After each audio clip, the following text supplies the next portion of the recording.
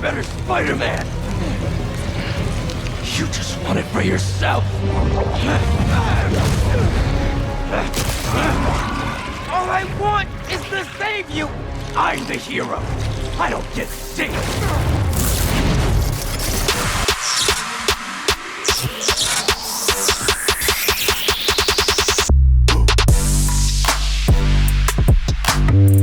In 2018, Sony and Insomniac Games hit a huge jackpot as Marvel's Spider-Man swung into the gaming scene to glowing reviews from gamers and Spider-Man fans all over the world.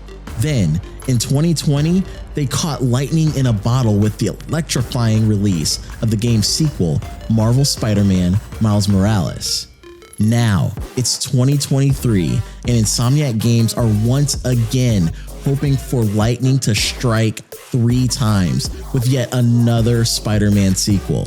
And this time, they hope to do it with not one, but 2 Spider-Men. Marvel's Spider-Man 2 is the 3rd title in Insomniac's very successful Spider-Man video game series, and this time it gives you the opportunity to squeeze into the brightly colored spandex of both Peter Parker and Miles Morales as they fight to save New York City. Since its release, the game has been showered with largely positive reviews from critics and webheads alike.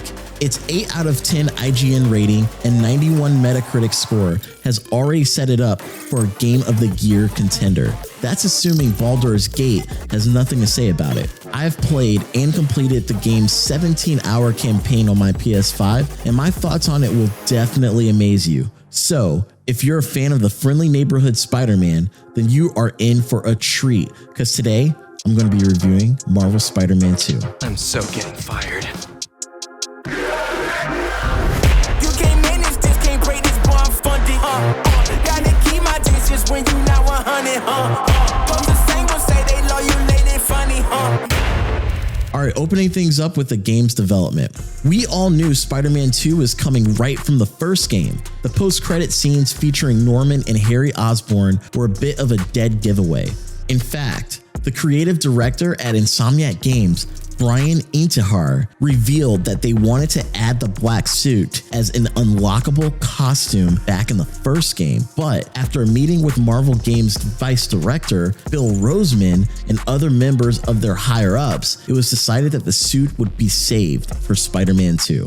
Development on the title swung into gear in September 2020, around the time after the Miles Morales spinoff was released. Brian Enquirer and Ryan Smith served as both the game's creative director and the game director, respectively. Yuri Lowenthal and Najib Jeter both reprised their roles as Peter and Miles, along with a host of other returning cast members. Marvel's Spider-Man 2 was officially announced by Insomniac Games along with Marvel's Wolverine at the PlayStation Showcase event in September 2021. Both announcements, of course, sent fans into a frenzy. 2 years later, and now we finally have Spider-Man 2 with Wolverine still on the way. Now about the story and narrative. The story of Spider-Man 2 picks up 10 months after the events of the Miles Morales game. It features both Spider-Men balancing their work or schooling life with their task of saving New York City as Spider-Man. Despite having fingers that can stick to almost anything, Peter can't seem to hold down a job to save his life. This, of course, is due to impromptu supervillain attacks, like the one staged by Sandman at the start of the game. The fight with Sandman was a jaw-dropping intro, by the way. It really gave me some OG God of War vibes,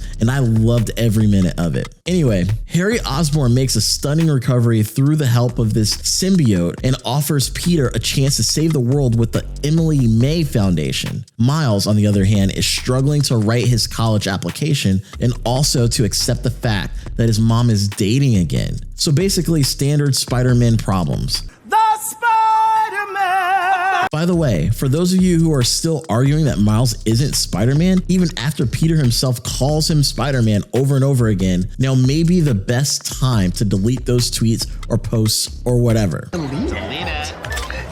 Their fairly mundane problems are immediately trumped by the appearance of Kraven and the Hunter. He and his gargle of hunters kidnap and kill some of New York's most powerful residents. Peter fights back against Kraven but is grievously wounded. Thankfully, his life is saved by the symbiote. Of course, the symbiote bonds with Peter, giving him the black spider suit and the power to stop and cure the lizard, who is being hunted by Kraven. After nearly killing Kraven, Peter rids himself of the symbiote that had corrupted him, only for the alien life form to bond again with Harry, transforming him into Venom. Peter and his web warriors now have to save Harry and defeat Venom before he completes his goal of a full symbiote invasion. Marvel's Spider-Man 2 is a little darker than other games in the franchise. It deals with elements of despair and forgiveness amongst others. We saw this when Miles Morales had to decide whether to kill Martin Lee or let him live. Martin Lee, or Mr. Negative, was, of course, the man who killed Miles' dad in the first game. We also get to see Peter deal with the effects of the symbiote on his psyche and the strain it puts on his personal relationships. The symbiote amplifies Peter's colder, darker side to the point that he almost takes a life. Thankfully, Peter's change never reaches comical levels like we saw in Sam Raimi's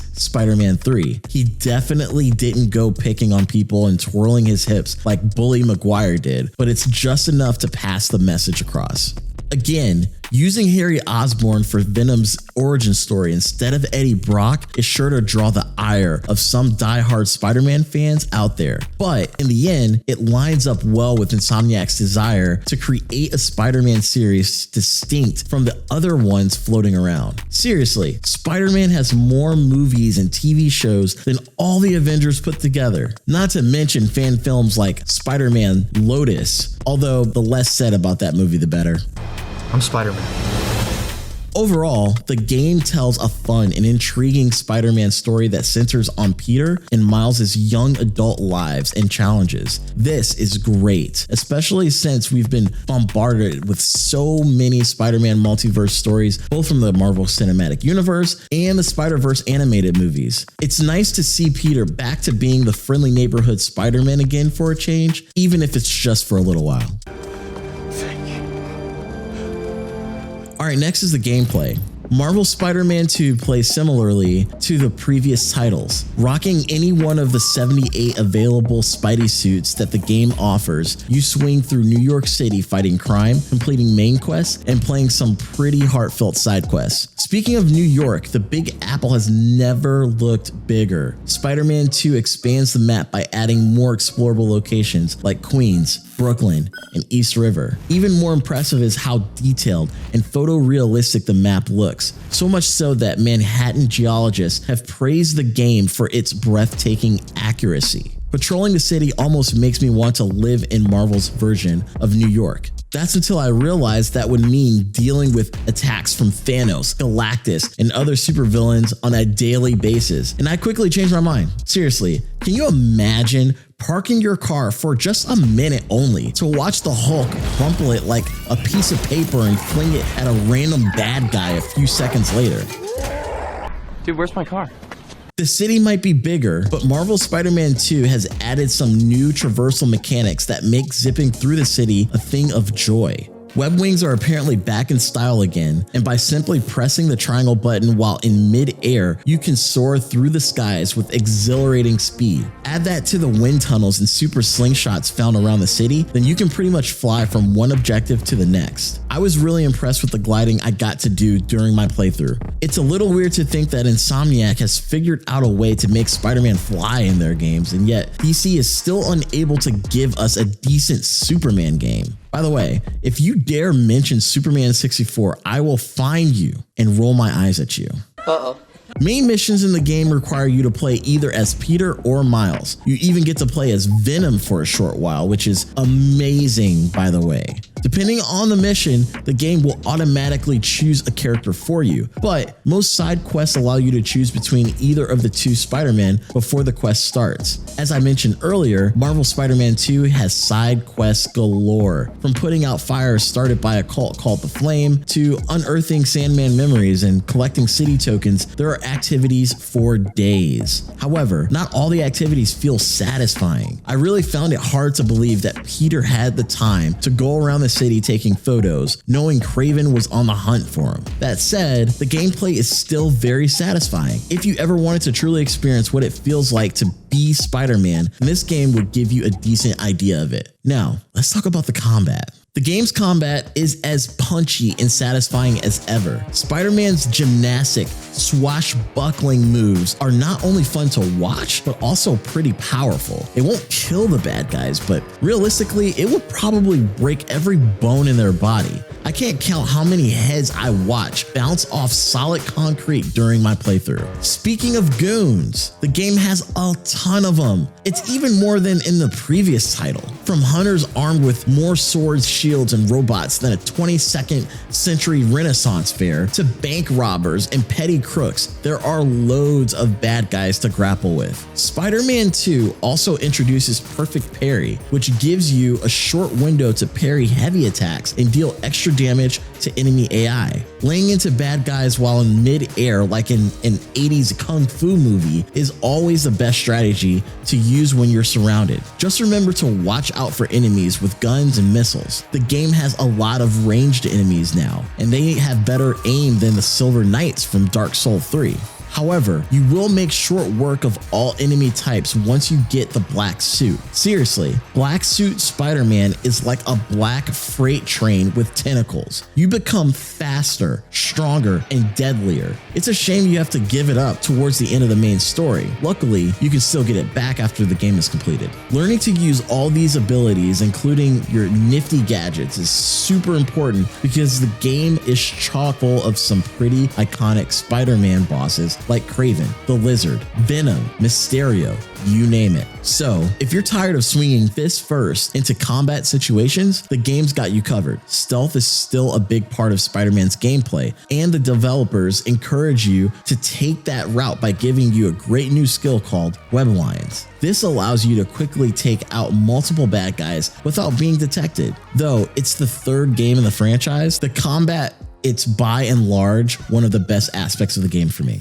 Now let's talk performance and the music. As I mentioned earlier, the game looks stunning. It's probably one of the best looking games out right now. Beholding the almost ultra realistic view of Manhattan, Brooklyn, and the rest of New York, it pretty much is a once in a lifetime experience. And the only thing better than seeing it is getting to fly and glide through it. As far as performance goes, the game runs at a smooth 30 frames per second in fidelity mode and 60 frames per second in performance mode. The game's speed was smooth as butter in my experience. You almost get a feeling of motion sickness or whiplash while swinging through New York at dizzying speed. The load time is virtually non-existent thanks to the power of the PS5. However, there have been some bug issues like T-posing NPCs and missing body parts that have been reported. And Insomniac has already released a day one patch for some of these. However, personally, I didn't get to notice any of them during my playthrough. Maybe it was because I was too busy having fun to notice. The music and sound effects of the game are also top notch. You have your standard orchestral scores for those grandiose superhero moments, kind of like in the MCU. But when a boss like Kraven or Venom shows up, you get a more haunting and eerie soundtrack. It has an uncanny way of making the hair on your neck stand on end. I also love that they added some cool hip-hop tracks like the one on the Miles Morales game. Overall, I can say with confidence that this is a game that will immerse you and keep you on your toes even after the end credits roll. Okay, now let's talk about this game's spirit. Having already developed and shipped 2 successful Spider-Man titles, Insomniac Games didn't try to reinvent the wheel with Spider-Man 2.